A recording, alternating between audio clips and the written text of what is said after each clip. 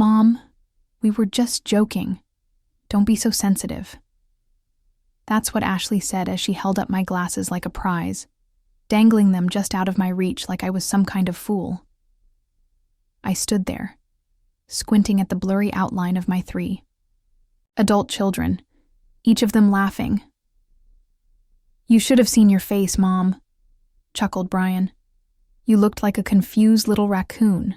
They thought it was hilarious, watching me pat around the kitchen counter, knocking over a glass of tea I couldn't see, calling out for help, worried I'd step on Daisy, the dog. It wasn't the first time, not even the worst. Just the moment. I finally felt it. They didn't respect me. Not as a mother. Not as a person. I sat down slowly at the dining table, the same one I worked overtime to afford 30 years ago. The one they used to do their homework on. And I listened as they laughed at me. Me, who gave up everything so they'd never have to feel the kind of fear I once knew growing up in a trailer with no electricity and a mother who never came home. Sober. Now, they were in my house, turning me into the punchline. I looked at them, at how they sprawled across the couch, feet up, voices raised. This house wasn't a home anymore. It was their playground. I was just furniture. Ashley finally tossed me my glasses like she was throwing scraps to a dog. "Lighten up, Mom. It was just a joke." I smiled, but something in me went quiet. I got up, walked to my bedroom, and locked the door. Then I opened the old metal box under my bed, the one with the updated will, the bank paperwork, the key to the safety deposit box, and the letter I wrote 2 years ago. I hadn't mailed that letter. But now I knew exactly who deserved what, and it wasn't the ones laughing in my living room. I'm Lorraine Mayfield, 69 years old, retired elementary school librarian, and the only person in this family who seems to remember how we got here. I was born in a shotgun house on the outskirts of Tupelo, Mississippi. My daddy died in a sawmill accident when I was 4. Mama did her best, but she was more consistent with liquor than she ever was with love. I learned early that if you wanted something steady in this world, you had to become it yourself. So I did. I married. Young, too young. And by the time I was 30, I had 3 kids and no husband. Ronnie walked out one night after dinner and never came back. No note. Just an empty closet and a half-smoked cigarette in the ashtray. I never dated after that. There wasn't time. I worked 2 jobs for years. School librarian during the day, cleaning offices at night. I packed lunches with handwritten notes, ironed uniforms, and sat through every parent-teacher conference with a notebook and a tired smile. I paid off the mortgage on this house by the time I was 55. I never missed a payment. Never missed a birthday either. Ashley was always the ringleader. Smart, sharp-tongued, and charming when she wanted to be. Brian was quieter, kind, but easily swayed. Then there was Monica, my youngest. Sensitive and sweet growing up. But lately, she's been distant. Busy, she says. Life, she says. They all moved out years ago, but somehow they never really left. First, it was just weekend visits. Then Ashley got laid off and asked to stay just for a few weeks. That turned into months. Brian showed up after his divorce, needing a place to get back on his feet. Monica visited less, but when she did, it always ended with some quiet request. A loan, a cosign, a signature. This house became full again, but not with laughter or warmth. With noise, demands, disrespect. They'd walk past my room without knocking, eat food I'd set aside, borrow things without asking. They joked about me getting forgetful because I misplaced the car keys once. It wasn't funny then, and it wasn't funny now that they'd hidden my glasses.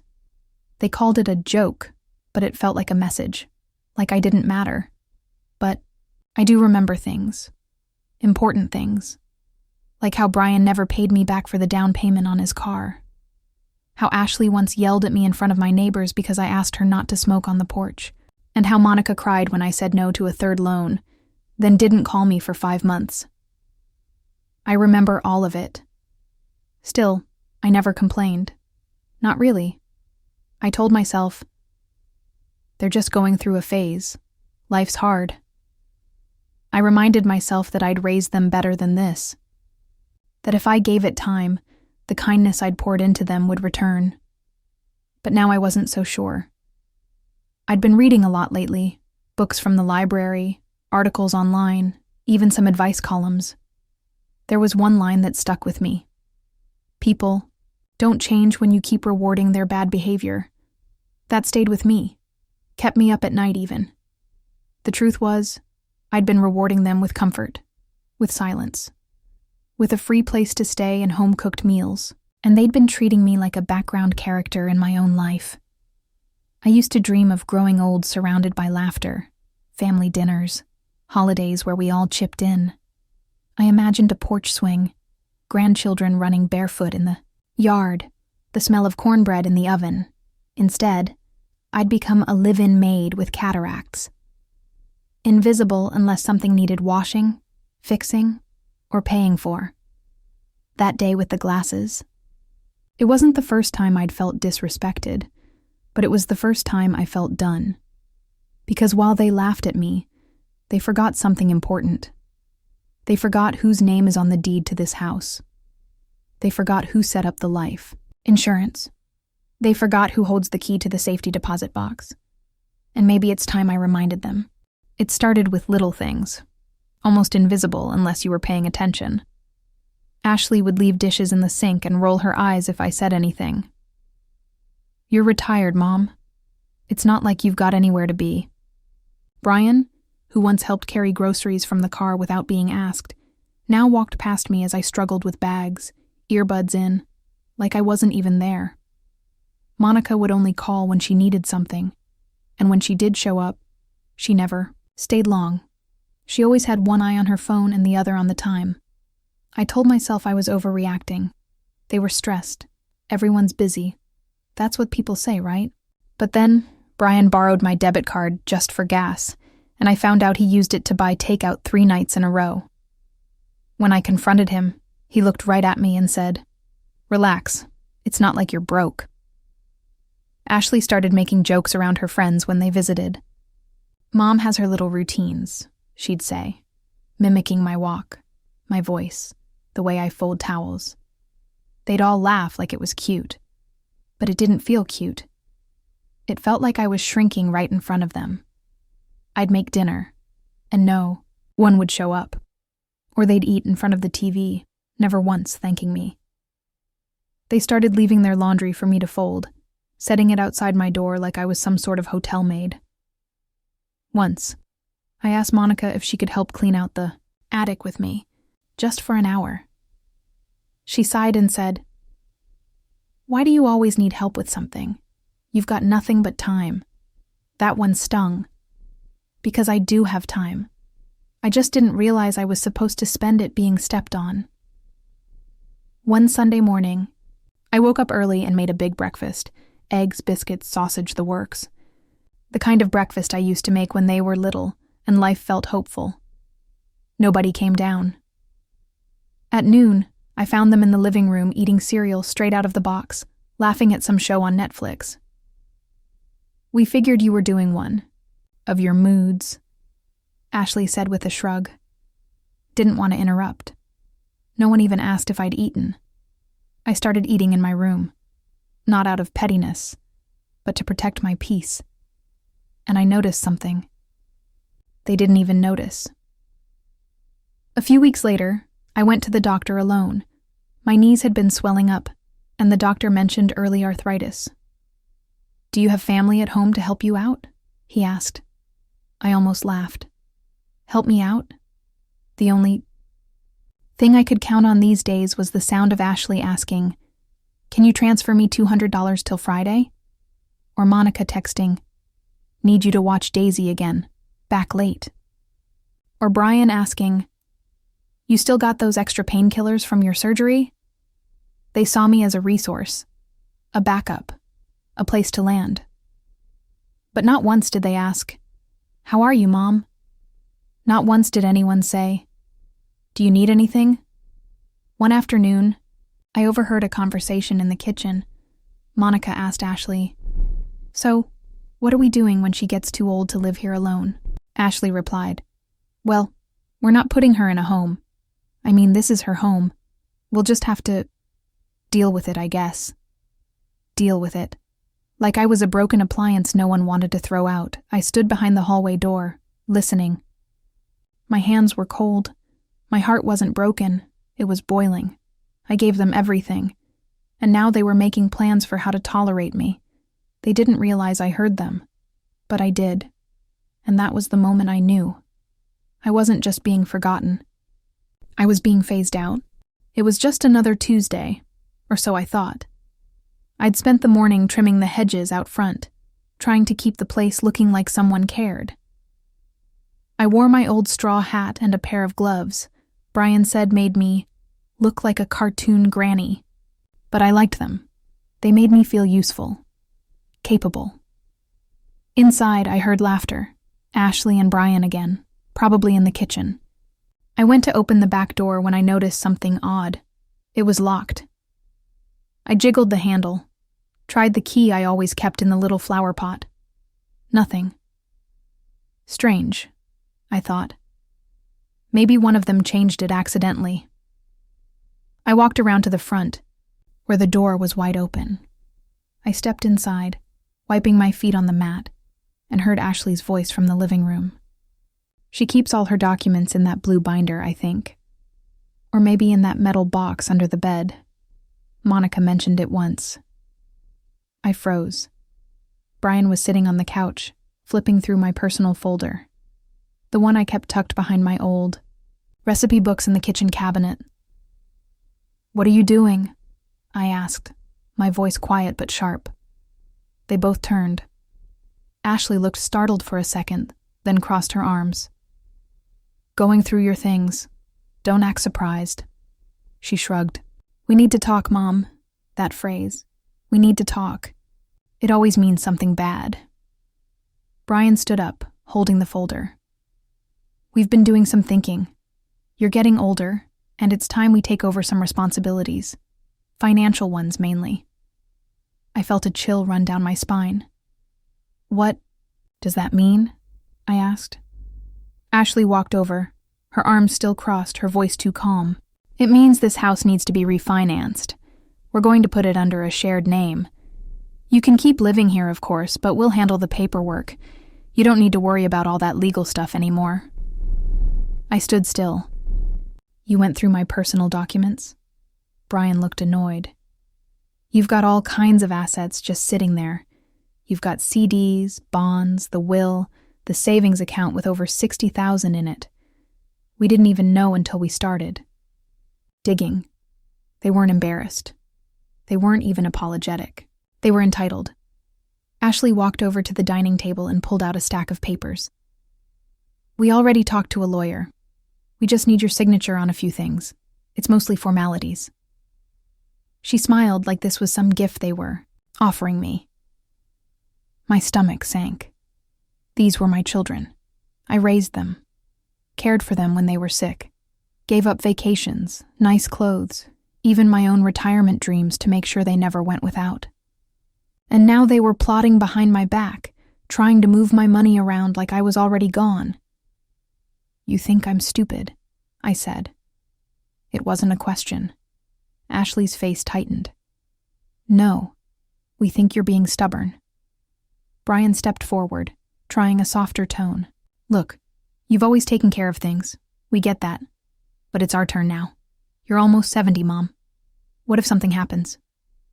"Then it's my business," I snapped. I looked at the papers spread across the table. Transfer of deed, power of attorney, financial guardianship. Every page was a silent insult. Every line said, "We don't trust you. We don't respect you. We want control." I walked to my bedroom, locked the door, and sat on the edge of my bed. My hands were shaking. I pulled the metal box out from under the bed and opened it. The documents were still there. My will, the bank statements, the letter. I wrote 2 years ago after Brian asked me to co-sign a loan and then ghosted me for 4 months. That letter was addressed to the bank, instructing them to change the beneficiaries on my accounts to someone else, someone who had never asked me for a dime. Her name was Reina Delgado, my old neighbor's daughter. She used to mow my lawn for free when Brian was too busy. She brought me soup when I had the flu, even though I never asked, but I never mailed the letter. I didn't have the heart. Took a breath and stepped back out into the living room. You want me to sign away my home? My money? I asked, staring at them both. Ashley glanced at Brian. It's not like we're stealing it. You didn't even ask, I said. Brian ran a hand over his face. Can you not be dramatic, Mom? We're trying to help you, but if you keep fighting us, we'll have to go through the court. You know how these things work. You get a little forgetful. They'll say you're not fit to manage your assets. Then it's out of our hands. My heart stopped. What did you just say? Ashley stepped in. We're not trying to hurt you. We don't want things to get messy down the road. They were threatening me.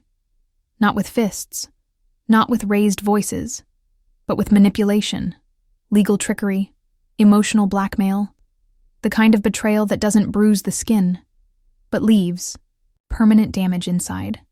I felt a pressure in my chest. I sat down slowly, clutching the edge of the armrest. They didn't move, didn't ask if I was okay. Just stood there, waiting. Like vultures. I stared out the window, past the hedges I'd trimmed just that morning, and for the first time in my life, I felt powerless in my own home. They didn't see me as their mother anymore. I was a signature, a problem to solve, a wallet to access. For days, I moved like a ghost through the house. No one said anything about the papers again, not directly, but I'd catch the glances, the low whispers behind closed doors. I wasn't being asked for a signature anymore. They were just waiting me out, waiting for me to give in. I stopped cooking, stopped watering the plants. The dishes stacked up in the sink until Ashley finally did them, muttering loud enough for me to hear. If she's gonna sit around all day, the least she could do is load the dishwasher. I spent most of my time in my bedroom. I didn't want to go out there. Not to that kitchen table, not to that couch where they plotted my erasure. I'd sit in the chair by the window, staring out into the backyard. The azaleas were blooming again. Years ago, Monica used to pick the flowers and bring them in for the kitchen vase.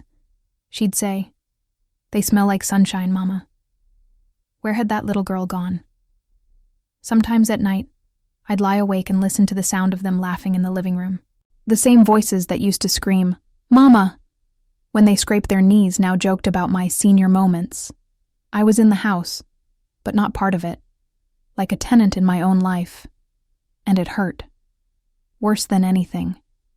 I remembered when Brian had the flu as a teenager. I stayed up 3 nights straight, taking his temperature, rubbing his back, holding cold rags to his forehead. He used to cry and say, "Don't leave me, Mama." Ashley, after her first heartbreak, came home and crawled into my bed like a child, sobbing. I didn't say a word. I just held her till morning. I thought about Christmas mornings when I'd save all year just to buy them something special, even if it meant I got nothing. How proud I felt watching their eyes light up. I thought that counted for something. I thought love had memory. But now it felt like I was the only one remembering. Every sacrifice, every act of love. All of it seemed invisible to them.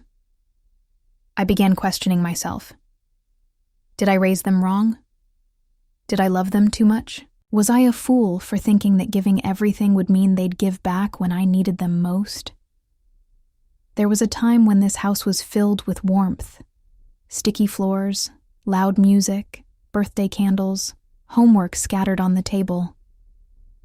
I used to sing while cooking, the sound bouncing off the walls. Now, silence, or worse, indifference. The thing about grief is, it's not always loud. Sometimes it's quiet, slow, like water soaking into wood. I grieved them like they were already gone, but I also grieved me, the version of myself that believed love was enough. I looked in the mirror one morning and didn't recognize the woman, staring back. There were bags under her eyes, deeper lines across her face. Her shoulders were hunched, her mouth set tight, like she was bracing for another blow.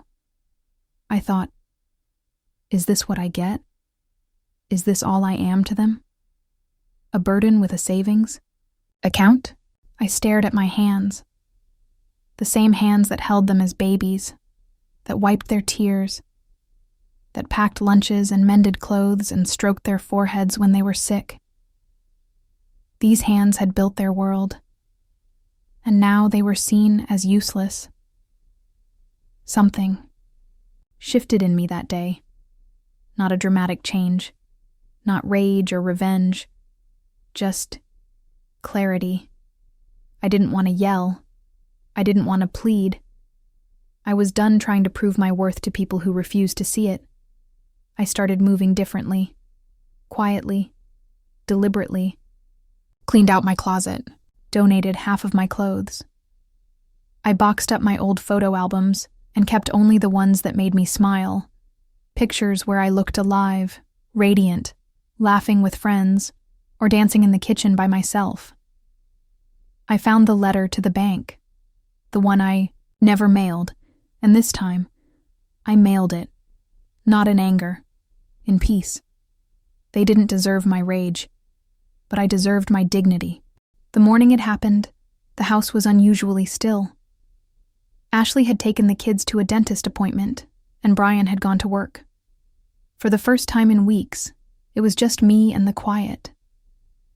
I stood in the kitchen, sunlight creeping through the blinds, warming the worn tile beneath my feet.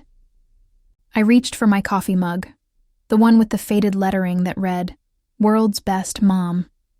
It was chipped now, like everything else. I sat at the table and looked out the window, watching a squirrel dart across the fence, leap onto the dogwood tree, and vanish into the leaves. And then I saw her, Raina. She was walking by, heading to her new job at the community clinic downtown, still wearing that bright purple jacket she'd always loved. She glanced up and saw me in the window, and her face lit up. She waved, like it wasn't strange, like time hadn't passed, like I hadn't become invisible. I waved back, and she changed direction, coming up the path. I opened the door before she knocked. "Miss Edna, I was just thinking about you," she said, her voice as warm as ever. "You look well." I laughed softly. "That makes one of us." She came inside, looked around, and immediately noticed the tension in the air. Some people can sense it without a word being spoken. She was always one of those. We sat in the living room, and I told her everything. Not because I was looking for pity, but because I needed someone to see me. And she did. She didn't interrupt. She didn't judge. She just listened. When I finished, she leaned forward and placed her hand on mine. "You built this family," she said, "but they've forgotten the foundation they're standing on. Maybe it's time you remind them." That one line, it settled in my bones like firewood catching flame. Maybe it was time. After she left, I stood at the kitchen sink for a long while, staring at the cracked counter, the dish towel folded just so. My home had become a prison, but only because I let it. No more. I pulled out a notepad and started writing. Not poetry.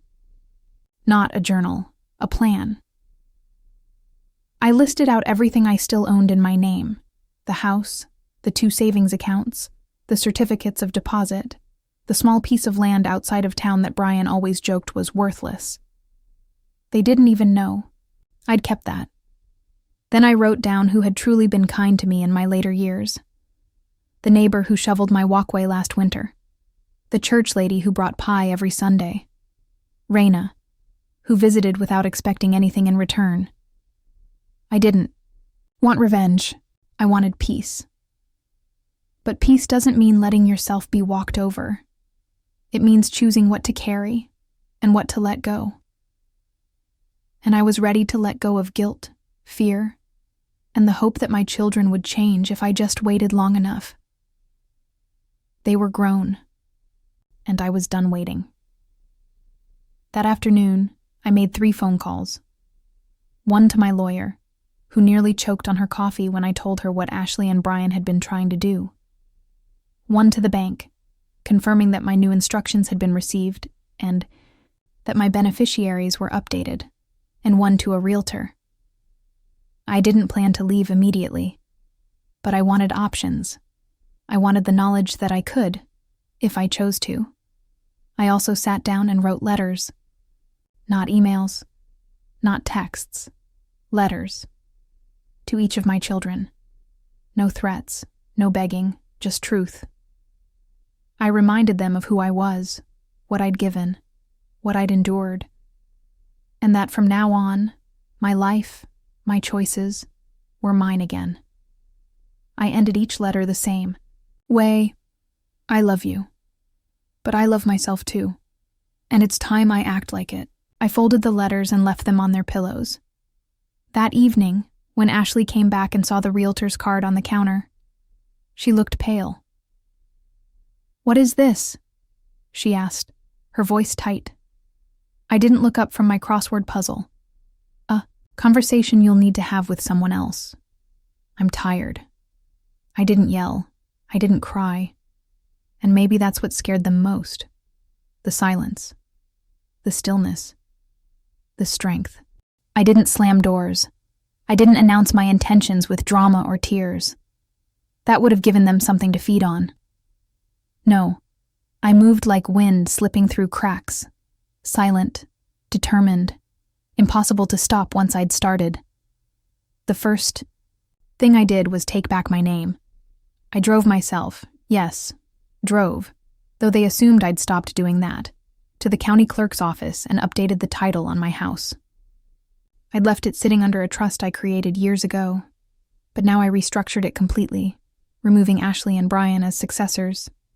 Instead, I named the local women's shelter and an education fund under my church's name. It felt good. Like setting down something heavy I'd carried too long. Next was the land. That forgotten stretch of Mississippi earth near the bayou, the one they always called swamp garbage. Well, turns out, it sat right near where a new recreational park was being planned, something only someone paying attention would know. I contacted a land development group. We negotiated a price that made me blink, 6 figures. And I didn't pocket the money. I redirected it. Raina's name was on the grant by Friday afternoon. It was listed as the Edna Rose Community Health Scholarship Fund, enough to pay full tuition for 5 young women of color going into healthcare. I smiled when I signed the wire instructions, not out of revenge, but purpose. You see, they tried to reduce me to a signature, so I gave it, just not in the way they wanted. While all this happened, I played my part at home.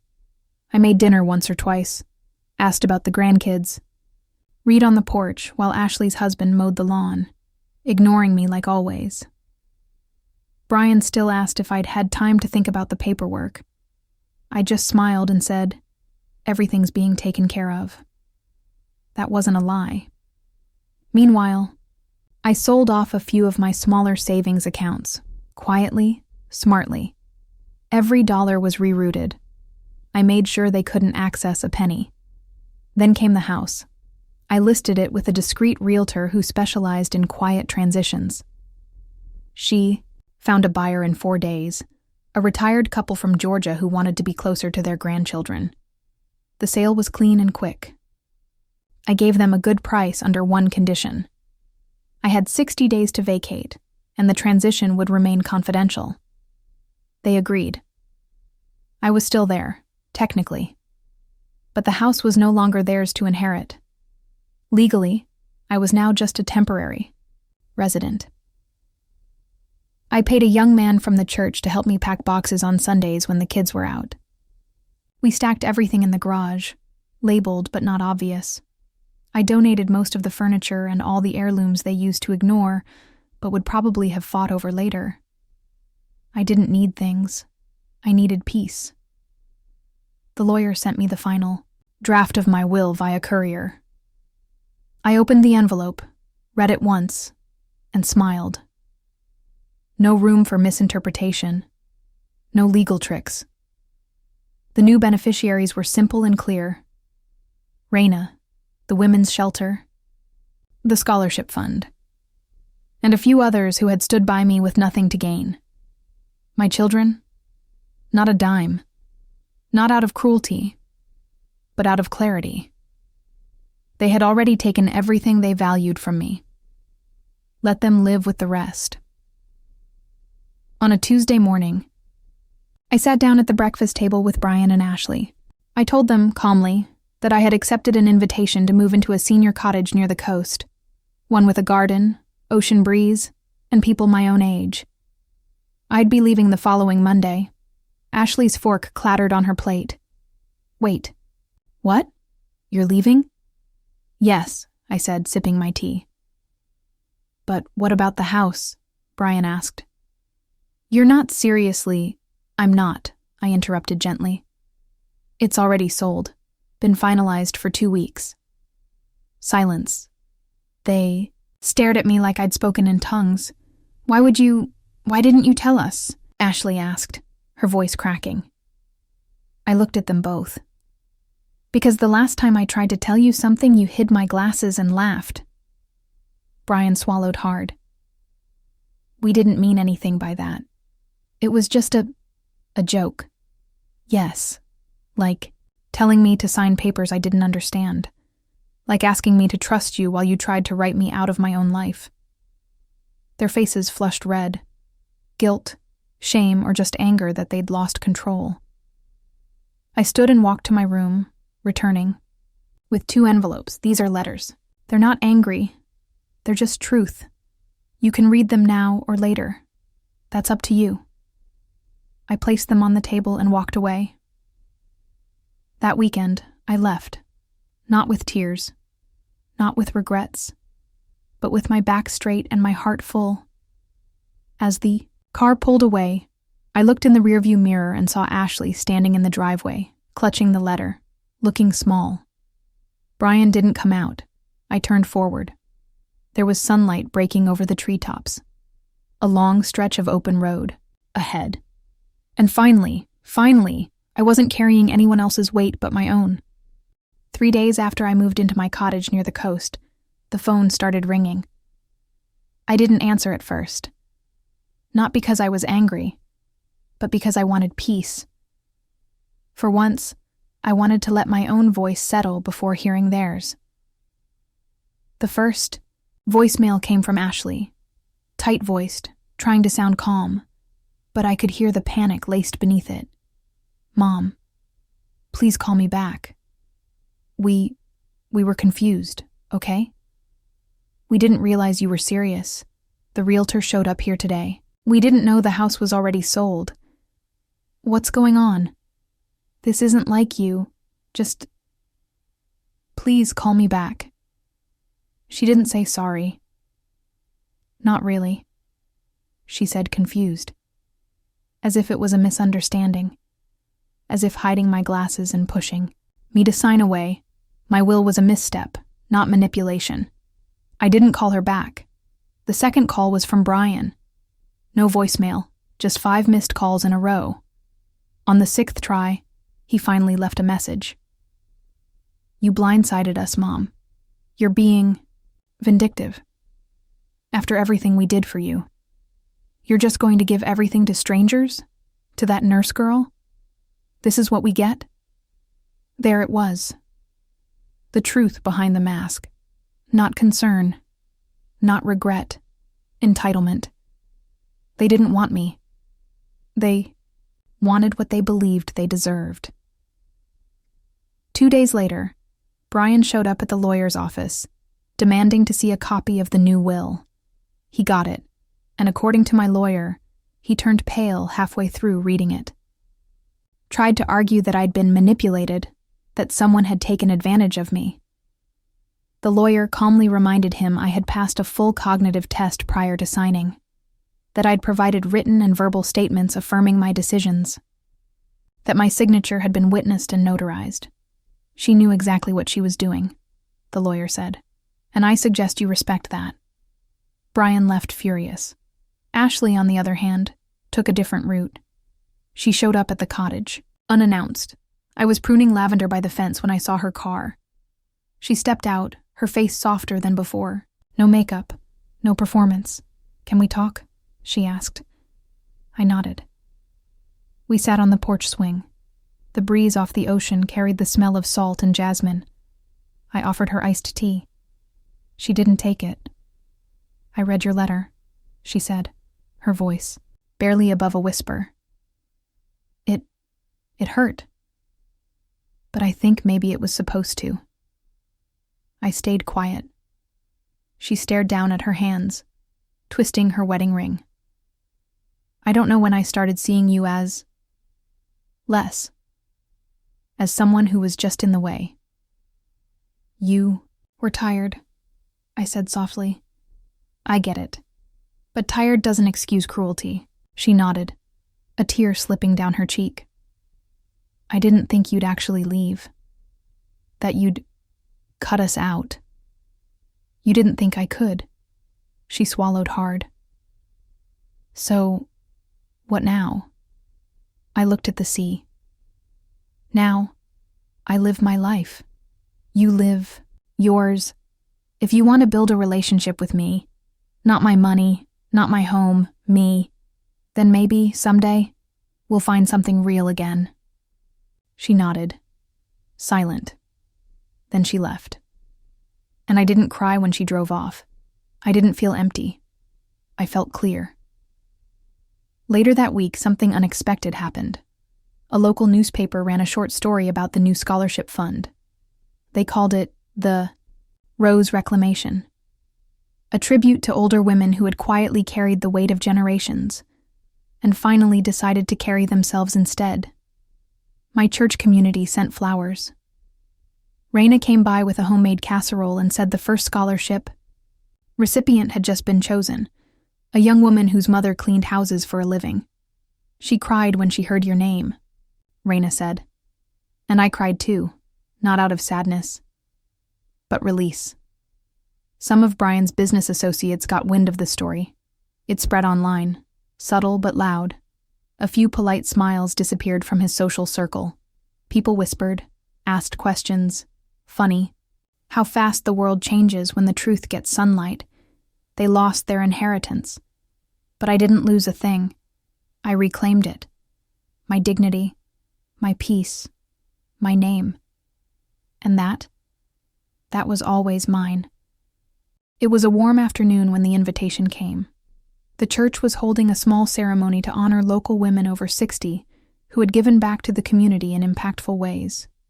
My name was on the list, not for the potlucks or the Sunday school I'd once taught, but for the scholarship fund, now growing faster than anyone expected. I hadn't planned on going. I wasn't looking for applause. But Raina called and gently insisted, "This isn't about ego, Miss Edna. It's about legacy." So I went. And that's where the final confrontation happened. Quiet, unexpected, and long overdue. I stepped into the sunlit hall, the soft hum of gospel piano echoing through the stained glass windows. Dozens of familiar faces greeted me with hugs and warmth. I felt light, dressed in my lavender Sunday dress and matching scarf, my cane tucked neatly beside my seat. Midway through the ceremony, just before the pastor's blessing, I saw them, Ashley and Brian, standing in the back row, unsure whether to come forward or disappear. Brian looked older, grayer, thinner around the eyes. Ashley held a small bouquet of white roses. For a moment, I wondered if they'd just stop there, watch from a distance, leave. But they didn't. After the closing prayer, they approached. "Mama," Ashley began, voice trembling. "May we talk to you somewhere quiet?" The church's garden was just beyond the exit. A gentle breeze rolled through the roses as we stepped outside. We sat on a bench. They stood. I didn't speak first. Finally, Brian cleared his throat. We came because we wanted to say something. Not to argue. Just to say it. I nodded, inviting the words. "You were right," he said. "We treated you like a problem, like furniture we were planning to rearrange. And I can't believe it took us losing everything to see that," Ashley added softly. "I think part of us expected you to always be there, quiet, agreeable. We didn't realize how much we'd taken from you until you reminded us that it was never ours." I studied them, not for weakness, but sincerity. "You didn't just take my house," I said quietly. "You took my personhood. You laughed when I couldn't find my glasses. You made decisions about my life without asking. And the scariest part is, I started to think maybe I deserved it." Ashley wiped a tear from her cheek. "You didn't. Not ever." Silence hung there for a moment. Then Brian stepped forward. "We don't expect forgiveness. We just want to say, we're sorry. And if there's any way back, any way we can start over, we're willing to earn it." It wasn't a plea.